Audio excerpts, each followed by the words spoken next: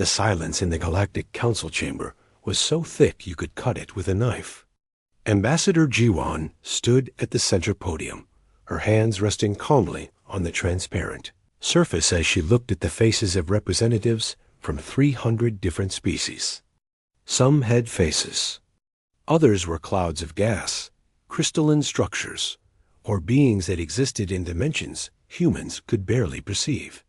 But all of them were staring at her with the same expression: shock. To repeat our statement, since many of you seem to think you misheard, Jiwan said, her voice steady and clear. Humanity is formally withdrawing from all galactic affairs. Every diplomatic post will be closed. Every trade agreement will expire at the end of this solar cycle. Every peacekeeping force will return to Sol System. Every research station will be dismantled. Every defense pact will be dissolved. This decision is final. The Varos's delegate, a large reptilian creature with scales that shimmered purple under the chamber lights, let out a sound that the translators rendered as laughter. This is a joke, surely. Humans think they can simply walk away from their responsibilities, from their commitments. Jiwan turned to look at him directly. We are not asking for permission, Delegate Vorak. We are informing you of what is already happening. As I speak, human personnel across the galaxy are packing their belongings and boarding transport ships. A crystalline being that represented the Luminae species vibrated, creating sounds that echoed through the chamber. This is emotional weakness, typical of your species. You throw a tantrum when you do not receive enough praise. We always knew humans were too fragile for galactic society. Counselor Minho, who had served as humanity's chief diplomat for 20 years, stood from his seat. He was an older man with gray in his hair and tired eyes that had seen too many conflicts, mediated too many wars, and negotiated too many treaties that others took credit for. He began gathering his documents, placing them neatly in his case. If you believe this is about praise, Minho said quietly, then you have understood nothing about humanity.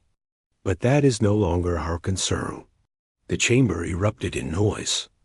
Dozens of species trying to speak at once, their translators creating a cacophony of sound. Some were angry. Some were confused. A few, very few, looked worried. The council chair, an ancient being from a species whose name humans could not pronounce, called for order. Ambassador Jiwan, the chair said, its voice like wind moving through caves. Humanity has been part of this council for 200 years. You cannot simply leave. There are procedures. There are debates to be held. There are votes to be taken. No, Jiwan said simply. There are not. We are not asking to leave. We are leaving. The difference is important. She nodded to Minho, and together they walked toward the exit. Behind them, the chamber descended into chaos. 3 days later, the first human research station went dark. It was a small facility orbiting a neutron star, studying radiation patterns that could improve hyperspace travel. The 12 scientists who worked there packed their equipment carefully, backed up their data, and left detailed instructions for whoever might come after them. Then they boarded their shuttle and departed. Within a week, the pattern repeated across the galaxy. Human diplomatic outposts closed their doors. Human peacekeeping battalions loaded onto transport ships. Human trade vessels stopped accepting new cargo and began their final deliveries before heading home. Human medical teams finished treating their current patients and then left, handing their facilities over to local staff, who suddenly realized they did not understand half the equipment. Some species tried to stop them.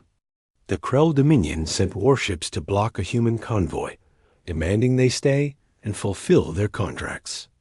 The human admiral in charge, a woman named Borum, calmly informed them that the contracts had early termination clauses for cases of hostile action. The Krell blocking their path qualified. If the Krell persisted, humanity would consider it an act of war. The Krell ships moved aside. Others tried negotiation. The insectoid Vex sent a delegation to Earth, offering increased payment and better treatment if humans would reconsider. They were told politely but firmly that no. Some things could not be bought. By the end of the first month, every human had returned to Sol System. The few humans who had married aliens or chosen to live on other worlds were given a choice: return to human space or accept that they would receive no support from humanity going forward. Most chose to return. Then something happened that made the galaxy pause. Around the entire Sol System, from the outer edge of the Oort cloud inward, a barrier appeared. It was not visible to normal sensors.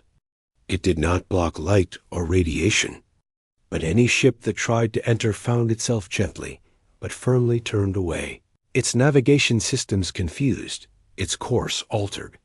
Communication signals aimed at Sol System simply disappeared, as if the entire solar system had been wrapped in a blanket that absorbed everything. Scientists across the galaxy tried to analyze it. They could detect it existed, but they could not understand how it worked. The energy signatures made no sense. The mathematics behind it seemed impossible. It was human technology, clearly, but human technology that was far more advanced than anything they had shared with the galaxy. They were holding back, said a Lumine researcher named Tellin, staring at the readings with something approaching fear. All this time, they were holding back. 3 weeks after the barrier went up, the first real problem emerged. The Varos' empire and the Krell Dominion had a border dispute. It was nothing serious, just a disagreement about mining rights in an asteroid field that lay between their territories. Normally, a human mediator would have stepped in, listened to both sides, and helped them reach a compromise that left everyone satisfied, if not entirely happy. But there were no human mediators anymore. The Varoses sent ships to claim the asteroid field. The Krell sent ships to stop them. Someone fired first. Nobody was sure who. Within 6 hours, what should have been a minor diplomatic incident had escalated into a full military confrontation, with 3 ships destroyed and 400 lives lost. The Galactic Council called an emergency session. They tried to mediate between the Varoses and Krell themselves, but they had no practice at it. The Varoses delegate insulted the Krell delegate's ancestry. The Krell delegate threatened to glass the Varoses' homeworld. The situation got worse instead of better. In the end, the 2 species had to work it out themselves, which took 2 months and cost 3,000 more lives in skirmishes and raids. They finally agreed to split the asteroid field down the middle, a solution that a human mediator would have suggested on day 1. Across the galaxy, other problems began to surface. Trade routes that human patrol ships had protected from pirates suddenly became dangerous. Communication between species that had relied on human translation algorithms began breaking down as subtle errors crept in. Space stations that humans had helped maintain started showing warning signs that nobody else knew how to read. On Earth, in a quiet office in Geneva, Director Gian sat looking at reports coming in from their spy satellites that still watched the galaxy. She was a small woman with sharp eyes and a sharper mind. She had been one of the architects of the withdrawal. One of the people who had finally said enough was enough. Her assistant, a young man named Woojin, entered with more reports. The Varoses' Krell conflict just ended, he said. 3,000 dead total. Gian nodded slowly. And how many humans died mediating their conflicts over the past 200 years? Woojin checked his tablet. 47,000, according to historical records. Most in situations where we tried to stop fighting between other species. 47,000, Gian repeated softly. And they called us weak for caring about emotions, for trying to find peaceful solutions, for believing that talking was better than shooting. She stood and walked to the window, looking up at the sky. Beyond it, invisible to her eyes, the barrier held strong. Let them learn, she said. Let them learn what the galaxy is like without us holding it together. 2 months after humanity's withdrawal, the cracks in galactic civilization had become canyons. Counselor Hai-Jin had tried to warn them. She had been one of the few non-human voices in the council who consistently defended humanity's concerns. She was from a species called the Quellan, beings who lived for 500 years and valued patience and observation. She had watched humans work tirelessly for 2 centuries, and she had seen what others refused to see. Now she stood in what remained of the council chamber. Only half the seats filled, and addressed the representatives who still bothered to show up. "I presented a report 3 years ago," she said, her voice carrying the weight of ancient frustration. "It detailed every system, every protocol, every network that humanity maintained. I warned you that we had created dependencies we did not understand. You voted to delete my report as unnecessary bureaucracy." The Varos's delegate who had laughed at Jiwan's announcement was not present. He had returned to his homeworld when the Krell conflict spiraled out of control. Many others had done the same. The chamber felt empty now, echoing. "We can manage without humans," said a Luminae representative, though its crystalline structure seemed dimmer than usual. "We survived for millennia before they joined us. We will adapt." 3 days later, a space station called Haven 7 lost life support. It was a commercial hub orbiting a gas giant, home to 40,000 beings from a dozen different species. The life support system had been designed by human engineers 15 years ago as part of a modernization program. It was elegant, efficient, and used 70% less power than the old system. When warning lights started flashing, the station's maintenance crew rushed to fix the problem. They pulled up the system diagrams and found themselves staring at designs they could not comprehend. The human engineers had left detailed documentation, but it assumed a basic understanding of principles that apparently only humans taught. The chief engineer, a being named Kelter from a species called the Drawn, tried everything. He called in specialists from other stations. He contacted the best engineers from 5 different species. None of them could figure out what was wrong. The system was failing, and they could not stop it. In desperation, Kelter sent a message to Sol System, begging for help. The message disappeared into the barrier and received no response. 18 hours later, Haven 7's life support completely collapsed. 40,000 beings died in the cold silence of space. The incident sent shockwaves across the galaxy. Suddenly, other stations began reviewing their human-designed systems. They found the same problem everywhere.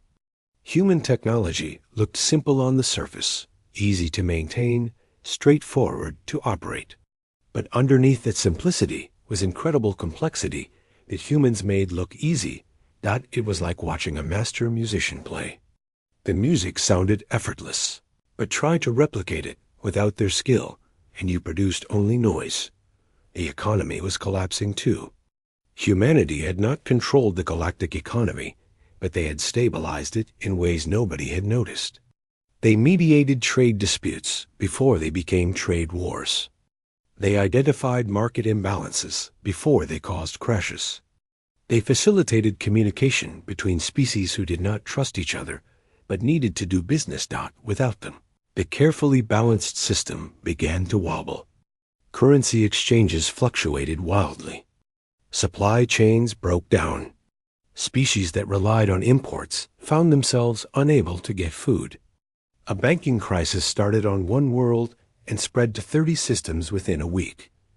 On an agricultural planet called Veyron Prime, crop failures began spreading. The world fed 17 other systems, producing grain that could be eaten by most carbon-based species. Human agricultural scientists had helped them optimize everything 10 years ago. They had introduced crop rotation schedules, pest management systems, and irrigation networks that tripled production. The Veyron farmers had followed the schedules without really understanding why they worked.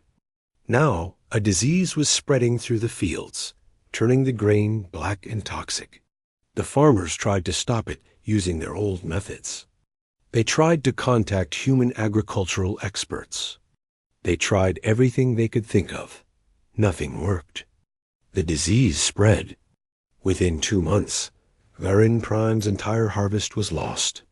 17 systems faced food shortages. Billions of beings went hungry. Some starved out in the Galactic Council. The remaining representatives argued about solutions. But they could not agree on anything.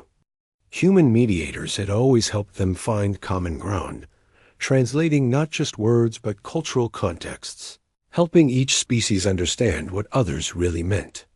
Without that bridge, communication fell apart.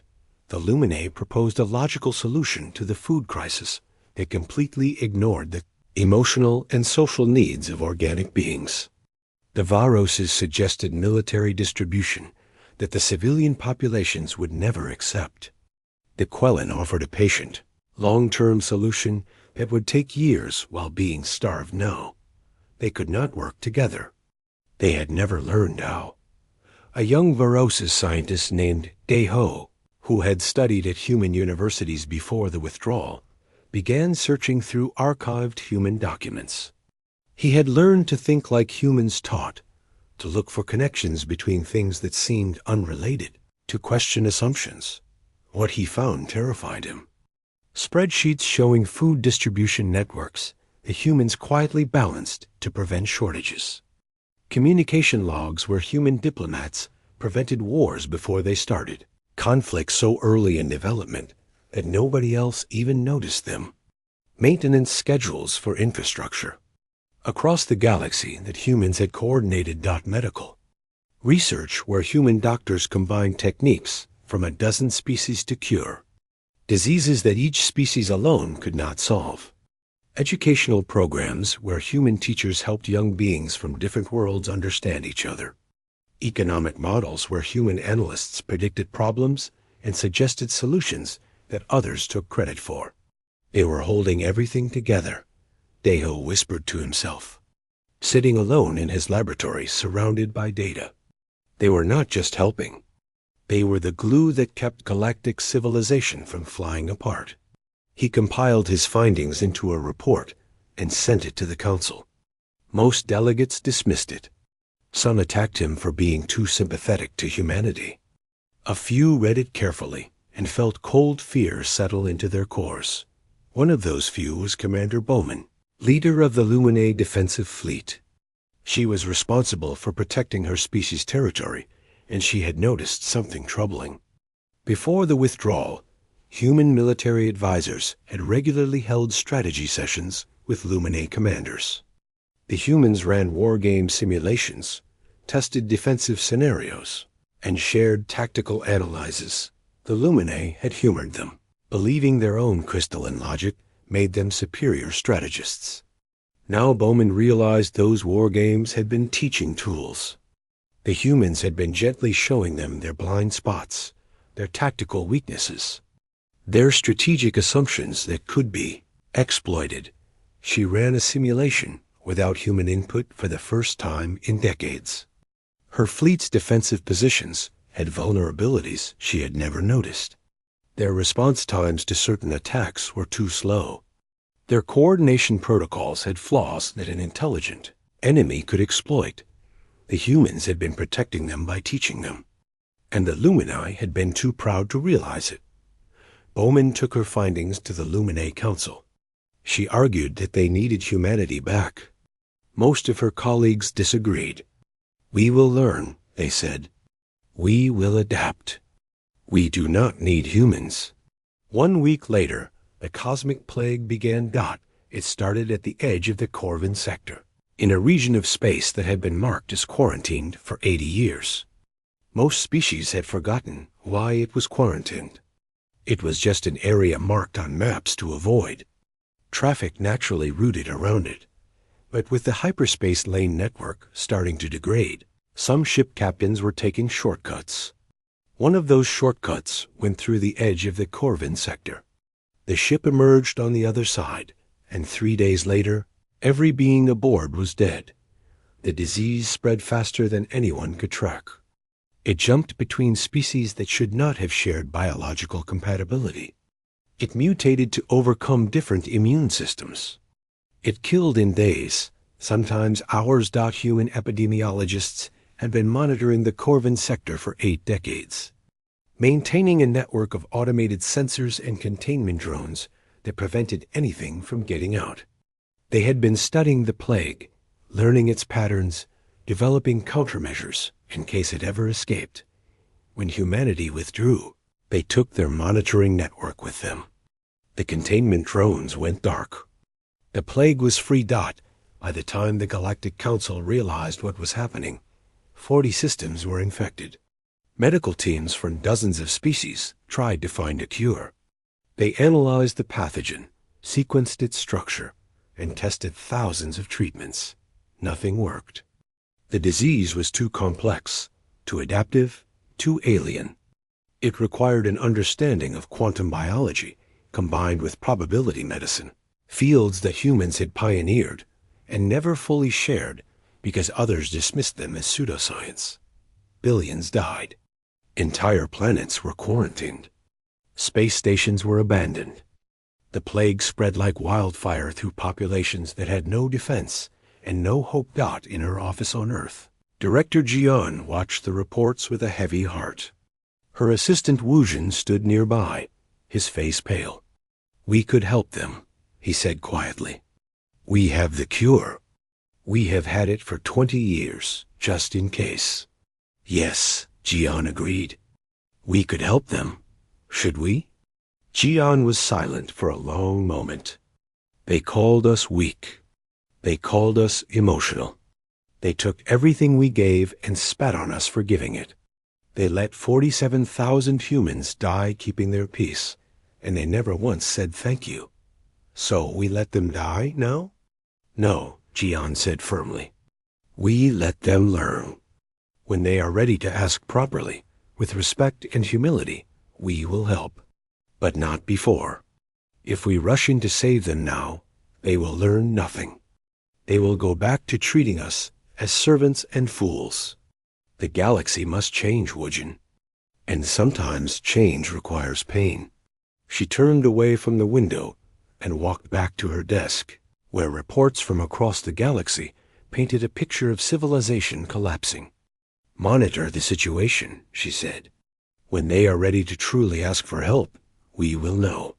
The 1,000-year truce shattered on a Tuesday. The insectoid Vex swarm and the gaseous Ethel collective had maintained peace for exactly 1,043 years, ever since a terrible war had nearly destroyed both species. The truce had held through disagreements, through border incidents, through the natural hatred that each species felt for the yet other's very different form of existence.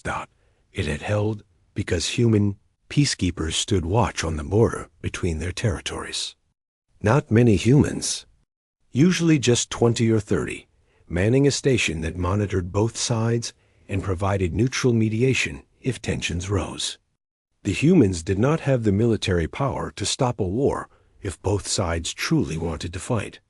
But they had something more powerful than weapons. They had the trust of both species. When the humans left, they warned both the Vex and the Ethel that the truce was now their responsibility. Both species had agreed confidently. They were civilized. They did not need humans to keep them from fighting. 7 weeks later, a Vex mining ship drifted across the border. It was an accident, caused by a navigation error. But the Ethel Defense Patrol saw it as a provocation. They sent a warning. The Vex ship, not receiving the transmission clearly, did not respond fast enough. The Ethel opened fire. The Vex ship was destroyed. 83 Vex died. The Vex swarm interpreted this as a declaration of war. Within hours, Vex warriors were pouring across the border. The Ethel responded with their full military might. The war that had been avoided for a millennium reignited in a single day. It was not the only war. Across the galaxy, old grudges surfaced like bodies, floating to the surface of dark water. Species that had hated each other, but been kept from fighting by human diplomacy, suddenly had no one to stop them. Some wars started over resources, some over religion, some over insults that had festered for centuries. The Galactic Council was powerless. They sent strongly worded messages that nobody read. They threatened sanctions that nobody feared. They had no ability to enforce peace, and everyone knew it. Commander Yemen, who had led human peacekeeping forces for 15 years before the withdrawal, sat in his apartment in Tokyo and watched the news with bitter satisfaction. "We told them," he said to his wife. "We told them 1,000 times that peacekeeping is not about having the biggest guns. It is about trust. It is about understanding all sides. It is about being willing to die to keep others from killing each other." His wife, Somin, put her hand on his shoulder. "You lost 300 soldiers under your command, doing exactly that." 347, Yemen corrected quietly. "I remember every name, every face." "And you know what the council said when we presented the casualty reports? They said we should have used force more efficiently. They did not understand that we died so others could live." On the planet Nexus Prime, Administrator Sunhee's final report sat in an archive that nobody had bothered to read. She had been the human coordinator for the Galactic Hyperspace Lane Network, the ancient system of stable routes through faster-than-light space that connected the entire civilization. The network was thousands of years old, built by species that had gone extinct long ago. For the past 100 years, humans had been maintaining it. Not building new lanes, just keeping the existing ones stable and safe. It was delicate work that required constant monitoring and adjustment. The hyperspace lanes were like rivers, and rivers needed tending or they would shift and change course. Sunhee's report had explained all of this. She had detailed every maintenance cycle, every monitoring station, every adjustment protocol.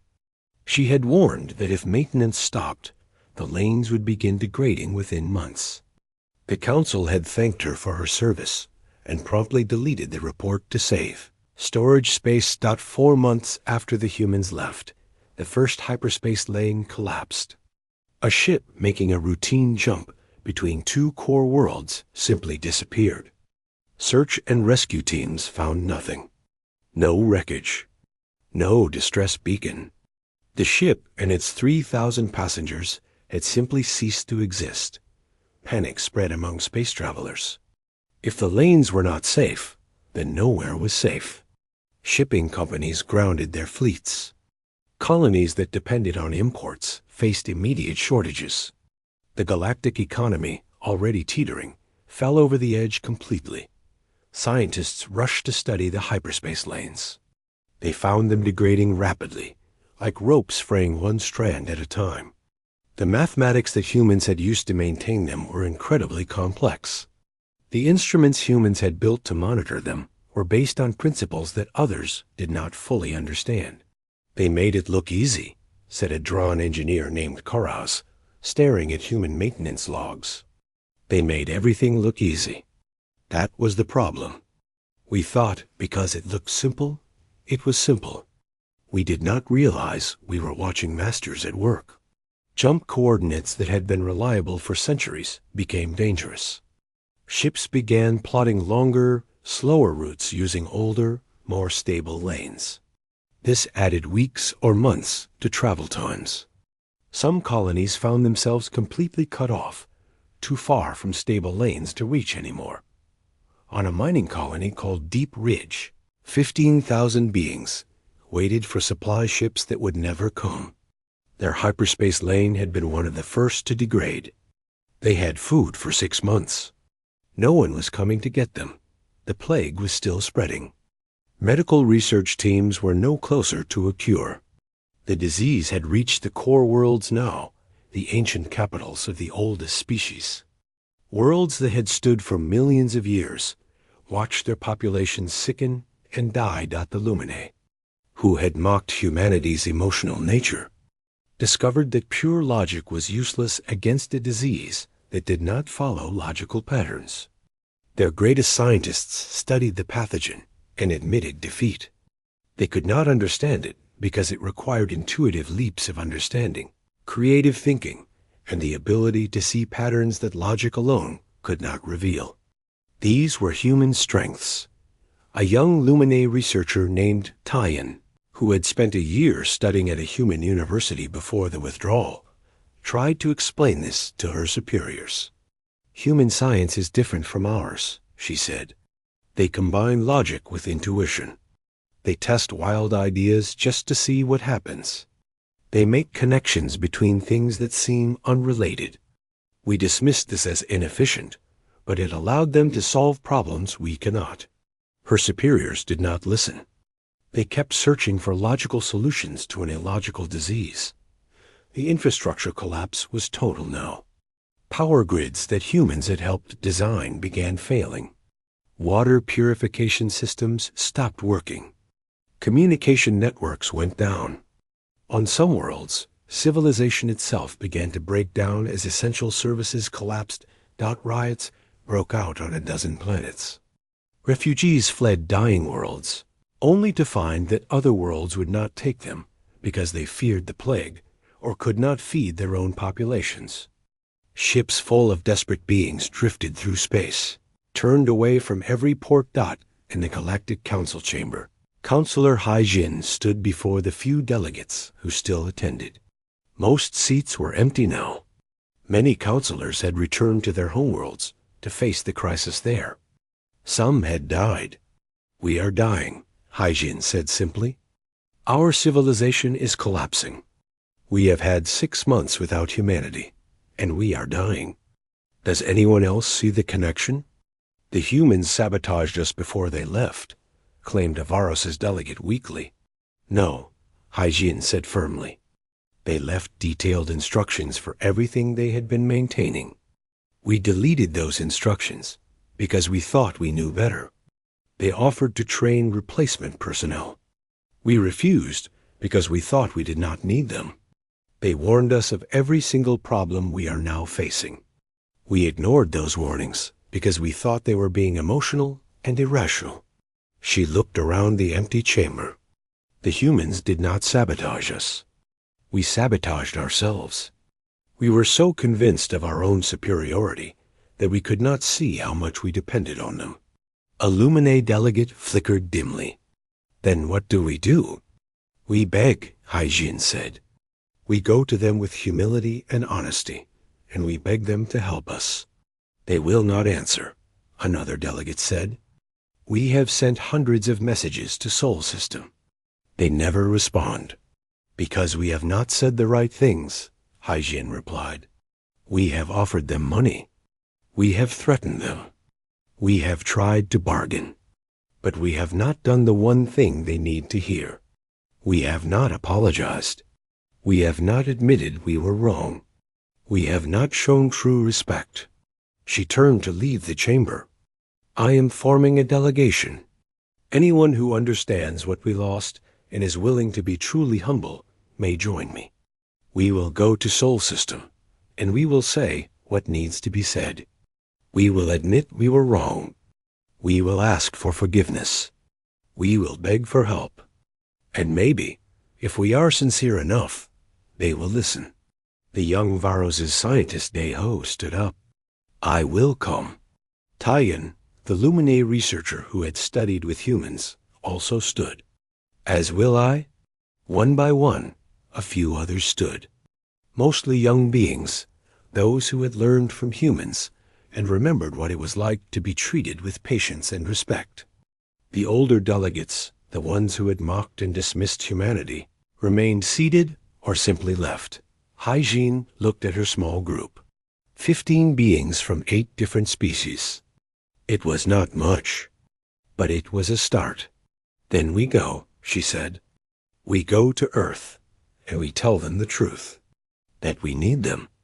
That we were wrong. That we are sorry. As they left the chamber, the lights flickered and went out. The council chamber's power grid, maintained by human engineers for 50 years, had finally failed. In the darkness, someone started to cry. They sat in that darkness for a long time, and nobody came to fix the lights. Outside, across the galaxy, the cascade of failures continued. More stations went dark. More ships disappeared in hyperspace. More beings died from plague or war or simple system failures. The great galactic civilization, built over millions of years by hundreds of species, was crumbling in months. And in Sol System, beyond the barrier, humanity watched and waited. They were ready to help. They had always been ready to help. But this time, they would wait to be asked properly. The delegation's ship was called the Last Hope, which felt both appropriate and painfully obvious. It was a Quellan vessel, chosen because Quellan engineering was reliable, and their species had remained neutral in most of the conflicts now tearing the galaxy apart.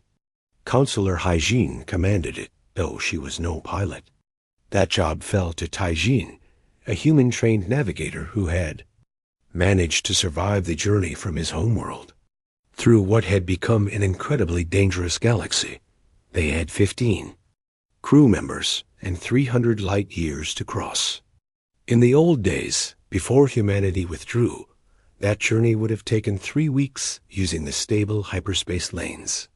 Now, with those lanes degrading and many completely collapsed, the same journey would take 3 months if they were lucky. If they were unlucky, they would disappear like so many other ships. Lost forever in the space between spaces, Taijin plotted their course carefully, using old star charts and avoiding any hyperspace lane that showed signs of instability. He had learned navigation from human teachers who emphasized caution and preparation. Faster is not always better, his instructor had told him. Better to arrive late than never. The first week of the journey was relatively peaceful. They passed through systems that were simply empty, abandoned by populations fleeing to somewhere safer. Cities visible from orbit stood dark and silent. Space stations drifted without power. It was like traveling through a graveyard. This was the Tecker system, said Deo, the young Varos' scientist, as they passed a planet that had once been home to 5 billion beings. They specialized in manufacturing medical equipment. Human logistics coordinators helped them optimize their production chains 15 years ago. After the humans left, their economy collapsed. The population evacuated to other worlds. Where did they go? Asked Taiyan, the Luminae researcher. Nowhere would take them all, Deheo replied quietly. Last I heard, 2 billion are still in refugee ships, looking for somewhere to land. The rest scattered across a dozen colonies that did not really have room for them.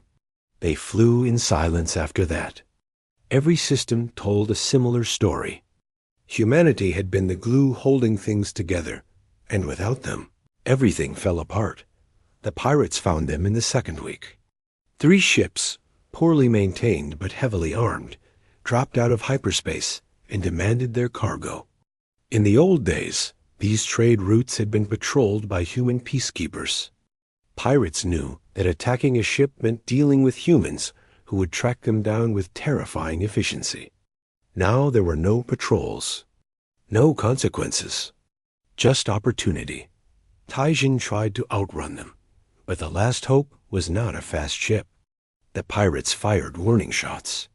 Hygiene opened a communication channel. "We are a diplomatic vessel," she said. "We carry no cargo. We are traveling to Sol System." The pirate captain, a being whose species Hygiene did not recognize, laughed. "Sol System? The humans are gone. They abandoned you. Give us your supplies, and we will let you live." "We have medical supplies for the plague," Hygiene tried. "If you take them, you are condemning beings to death." "Beings die every day now," the pirate replied. "Hand over your supplies, or we start shooting your engines." What happened next surprised everyone. Taishin, quiet Taijin who had spoken maybe 10 words since they left, suddenly spun the ship hard to port and executed a maneuver that threw everyone against their restraints. The Last Hope dove toward a nearby moon, skimming so close to its surface that their hull heated from atmospheric friction. The pirate ships followed, but they were less skilled pilots. One clipped the moon's atmosphere wrong and tumbled out of control. The other two kept pursuing, but Taijin led them into a canyon system where their larger ships could not maneuver as well. He threaded the Last Hope through gaps that should have been too narrow, flying with a precision that seemed impossible. "Where did you learn to fly like that?" Haijin gasped, clutching her seat. "Human flight instructors," Taijin said calmly, never taking his eyes off the canyon walls rushing past. "They taught us to fly like we were part of the ship, to feel its movements, to trust instinct as much as instruments. They lost the pirates in the canyons and jumped to hyperspace before the thieves could find them again." Everyone sat in stunned silence. Deho finally spoke. "The humans taught you to fly like that?" "They taught me to fly like them," Taijin corrected. "They said any species could learn if they opened their minds. Most species said human flying was reckless and emotional. They said our logical, calculated flying was superior." He smiled slightly. "Those pirates used logical, calculated tactics. I used human instinct. Which worked better? It was a small thing, but it made them all think." How many other human skills had been dismissed as inferior when they were actually superior in ways others could not see?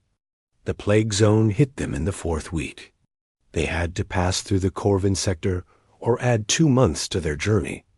The sector was saturated with the cosmic plague now, the containment that humans had maintained for 80 years, completely gone. Every ship that entered risked infection. They had no choice. Their food supplies would not last 2 extra months. They would have to risk it. Taiyin worked for days, preparing their ship's medical bay with every sterilization protocol she could find. She studied old human research papers on the plague, documents that had been dismissed as speculative nonsense by the scientific community. Now she read them desperately, looking for any clue about how to protect her crew. What she found was both fascinating and terrifying. The humans had not just studied the plague. They had developed a vaccine. The research was right there in the archives. But the vaccine required synthesizing compounds, using techniques that combined multiple species' medical knowledge in ways nobody else had thought to try. She worked around the clock, combining Luminae crystalline medicine with Varus's biological techniques with Tron chemical synthesis. It should not have worked. The techniques were too different, based on completely different understandings of how the universe functioned. But humans had proven it could work. They had built bridges between different types of science. They had shown that combining different perspectives produced better results than any single perspective alone. Taiyin's vaccine was crude compared to what humans had developed. But it was something. She produced enough for the crew, and they all took it before entering the Corvin sector. They held their breath as they crossed through the plague zone. Warning klaxons blared. Sensors detected the pathogen everywhere, saturating space itself. But they passed through safely, and none of the crew became sick. "The humans knew," Taiyin said afterward, her crystalline structure glowing with excitement and shame. "They knew how to cure this plague decades ago. They tried to publish their research. My people dismissed it because it did not follow pure Luminae scientific principles. We said human medicine was imprecise and illogical. How many died because we would not listen to them?" Deho asked quietly. Nobody answered. The number was too high to comprehend that the 8th week brought them to the edge of war zones. The Vexathal conflict had spread across 30 systems now. Both sides had abandoned any pretense of restraint. Entire worlds had been destroyed. Billions dead. The war that humans had prevented for over a century was consuming the galaxy. They tried to navigate around the conflict, but it was everywhere. Finally, they had no choice but to cut through a battle zone. Taijin plotted a course that would take them between fleet positions. Hoping both sides were too busy fighting each other to notice one small diplomatic vessel dot, it almost worked. They were halfway through when a Vex patrol detected them. The patrol did not stop to question. They just started shooting. The Last Hope's shields held for the first few hits, but the ship was not built for combat. "We need to surrender," someone said. "They will not accept surrender," Haijin replied grimly. "The Vex are in a battle rage. They will destroy us just to be safe." Taijin pushed the engines to their maximum, trying to outrun the patrol. But the Vex ships were faster.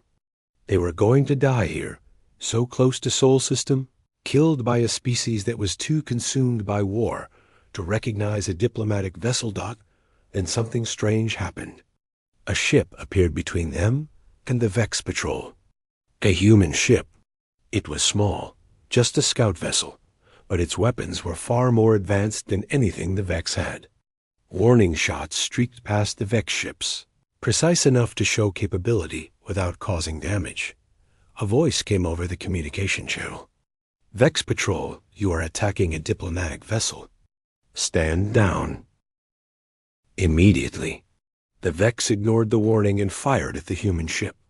The human vessel dodged with casual ease and returned fire. Not kill shots, just precise hits that disabled the Vex ship's weapons and engines without destroying them. Within seconds, the Vex patrol was helpless. The human ship then turned to the Last Hope. "Counselor Haijin," the voice said, "we have been monitoring your approach. You are expected. Follow us to Sol System." Haijin felt tears forming, though her species did not cry the way humans did. "You were watching us?" "We have been watching everything," the human pilot replied. "We watch our friends struggle. We watch our friends die. But we were told to wait until you came asking properly. That wait has been very hard." The human scout ship led them through the war zone, past battles and blockades, until they reached the edge of Sol System. The barrier was there, shimmering like heat waves in space. The human scout ship broadcast a code, and a corridor opened, just wide enough for the Last Hope to pass through. They entered human space for the first time in 8 months. What they saw took their breath away. Ships. Thousands of ships. Human fleets positioned in perfect defensive formations. Space stations bristling with weapons technology the galaxy had never seen. Construction facilities building new vessels. "You were not just waiting," Dahill whispered. "You were preparing." "We were preparing for 2 possibilities," the human pilot said.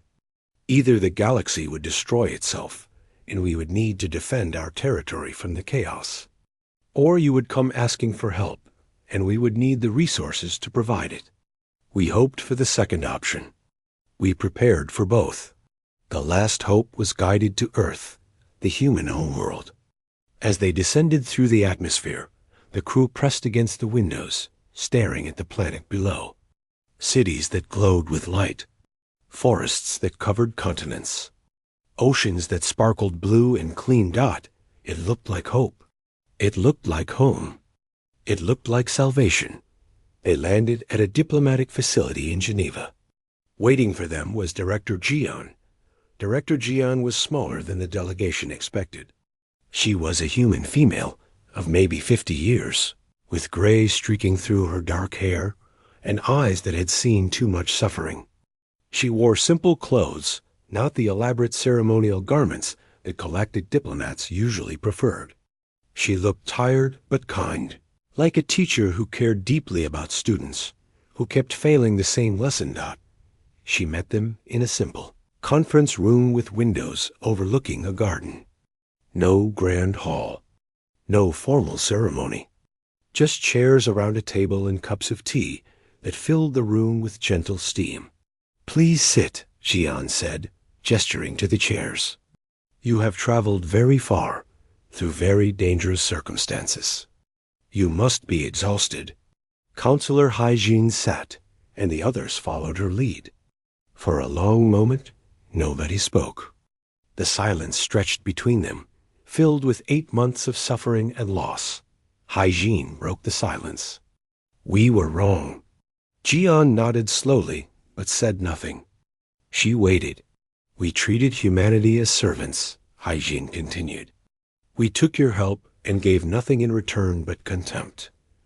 We dismissed your methods as emotional weakness. We mocked your compassion as softness. We took credit for your solutions and blamed you for our failures. We let 47,000 humans die keeping our peace, and we never once thanked them. Tears were flowing down Hygiene's face now, her species' equivalent of crying. We did not realize what we had until it was gone. We did not understand that you were not our servants. You were the foundation that civilization was built on, and we were too proud to see it. Daiho stood up, his Varos's scales shifting color with emotion. My people laughed when Ambassador Jiwan announced the withdrawal. We laughed. We thought you were being dramatic. We thought we were superior. Now my people are dying. Our empire is fragmenting. Our colonies are starving. And we did this to ourselves by refusing to value what you offered. Taiyan's crystalline structure flickered with shame.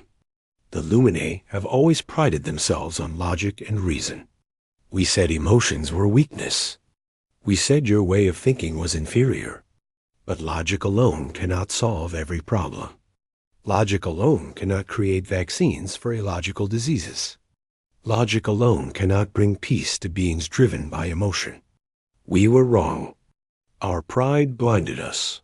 One by one, the others spoke, each admitting their species' failures, each acknowledging how humanity had helped and how that help had been scorned, each confessing their desperate need for humanity to return.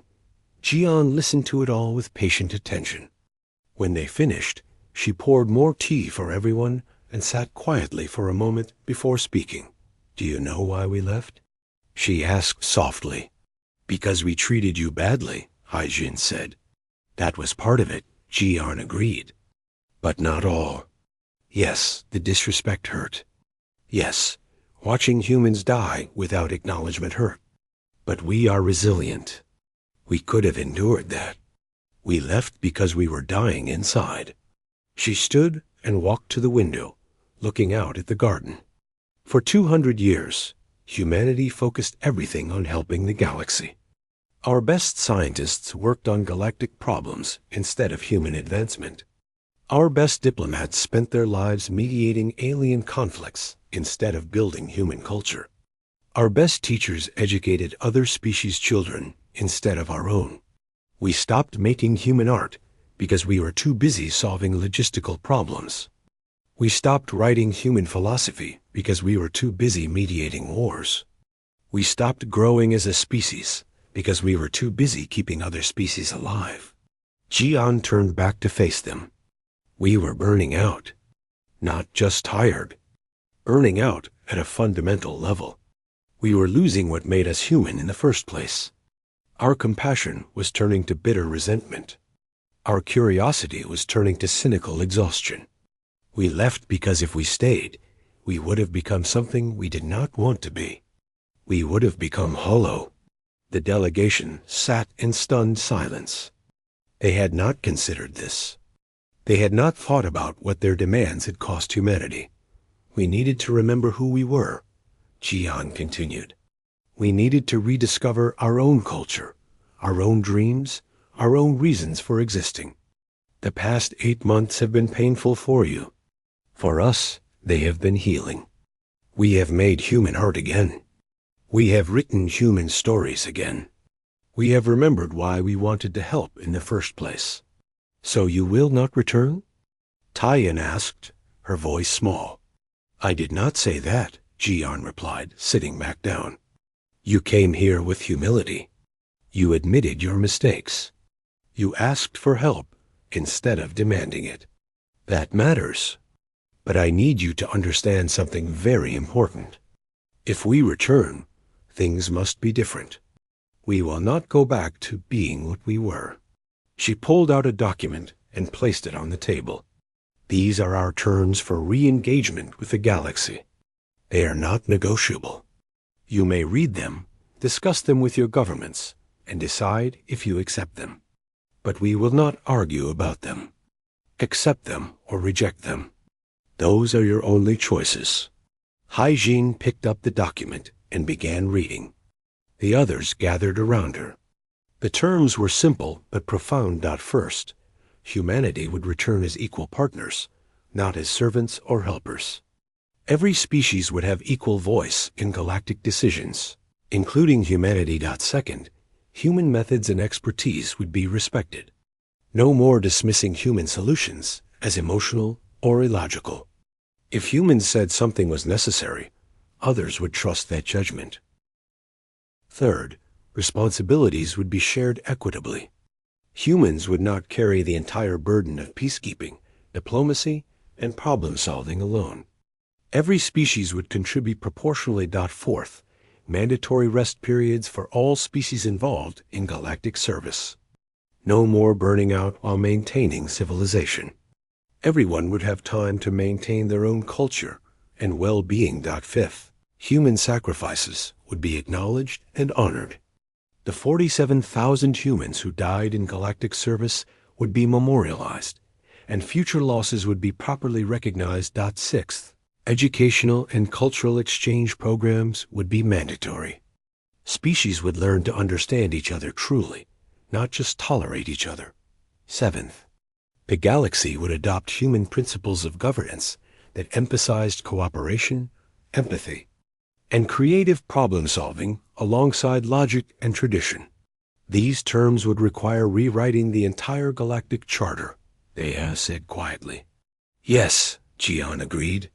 Civilization must be rebuilt on a new foundation, one based on mutual respect instead of hierarchy and pride. It will be hard. It will require every species to change. But it is the only way forward. What if some species refuse? Hyjin asked. Then they remain outside the new system, Gian said firmly. We will help those who want to change. We will not force help on those who refuse it. The galaxy must choose what kind of civilization it wants to be. The delegation spent 3 days discussing the terms with their governments. Some species agreed immediately, desperate for help and willing to change. Others refused, too proud to admit they needed to transform. A few tried to negotiate, to soften the terms, but Gian held firm. Accept or reject. No middle ground. In the end, 212 species agreed to the new terms. 47 refused. The galaxy was dividing into those willing to change and those clinging to old ways. On the day the new galactic charter was signed, human ships began emerging from Sol System. Not a few ships, thousands, fleets of medical vessels, carrying the plague vaccine that Taiyin had helped develop from human research. Engineering ships equipped to restore infrastructure. Diplomatic envoys ready to mediate conflicts. Military vessels prepared to establish secure zones. But they did not come alone.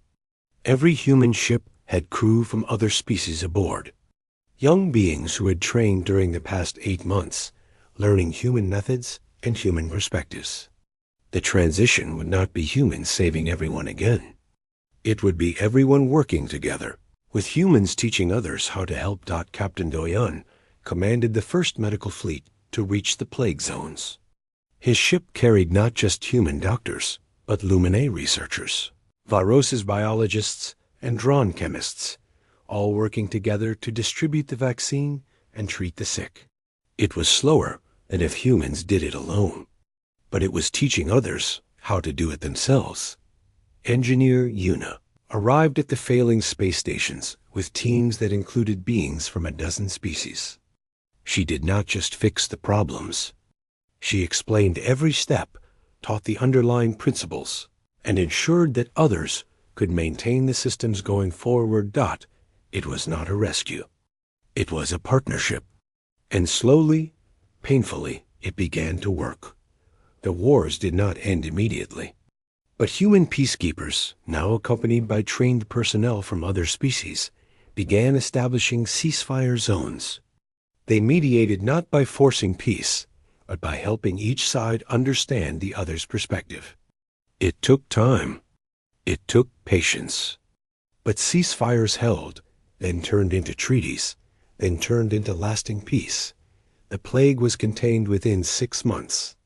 Not just contained, but cured, using vaccines that combine knowledge from multiple species working together instead of separately. Billions had died, but billions more were saved. The economy stabilized as new trade networks were established based on cooperation rather than competition. Supply chains were rebuilt with input from multiple species, making them more resilient and fair. The hyperspace lanes were restored by engineering teams that included humans, but also beings from species that had never worked together before. They learned from each other, combining different approaches to create solutions better than any single species could achieve alone. 10 years after the withdrawal, Ambassador Hyunjae stood in the new council chamber and delivered the anniversary address. The chamber was different now. The seats were arranged in a circle instead of a hierarchy. Every species had equal space. The lighting was warm instead of harsh. Humans had designed it, but with input from 200 other species. 10 years ago, humanity walked away, Hyunjae began. The galaxy panicked. We descended into chaos. Billions died. Civilization nearly collapsed. Those were dark years. Years of suffering and loss. She paused, looking around the chamber at the faces of representatives from species who had learned to work together. But they were also years of learning. We learned that no species is superior to others. We learned that different perspectives have value. We learned that cooperation is not weakness, but strength. We learned that the skills we dismissed as soft, empathy and compassion and creative thinking, are essential to survival. Humanity did not save us, Hyunjae continued. We saved ourselves. But we could only do it by learning to work together as humanity had tried to teach us. By respecting each other. By valuing different strengths. By building a civilization based on partnership instead of pride. She smiled, a human gesture that many species now understood. We still face challenges. We still have conflicts. We still struggle. But we face them together now. As equals, as partners, as friends. The motto of our new galactic civilization was proposed by humans but adopted by all of us. It hangs on every council chamber wall, printed in 300 languages. It reminds us of what we learned through suffering. It reminds us of why we must never forget. She gestured to the words carved in crystal above the chamber entrance, glowing softly in every species' visual spectrum. None of us alone. All of us together.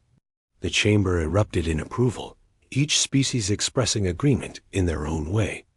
Applause, chimes, harmonic vibrations, bioluminescent flashes. A symphony of different voices, all saying the same thing. We understand now. We learned. We will not forget. On Earth, in her garden in Geneva, Director Jian watched the broadcast and smiled. She was older now, her hair completely gray, but her eyes were bright. Her assistant Wujin, also older, sat beside her. We did it, Wujin said quietly. We changed the galaxy. No, Jian corrected gently. They changed themselves. We just gave them the space to do it, and the tools, and the example. But the change came from them. She stood, looking up at the stars that were no longer hidden behind a barrier. Human ships traveled those stars again. But this time, they traveled with friends. This time, they shared the burden and the joy. The galaxy panicked when we walked away, Jian said. But sometimes panic is necessary. Sometimes you have to break before you can rebuild stronger. They understand now what we tried to tell them for 200 years. What's that? Wujin asked. Jian smiled. That we are better together. All of us. None of us alone. all of us together. The sun was setting over Geneva, painting the sky in colors of hope. Tomorrow there would be new challenges. There always were.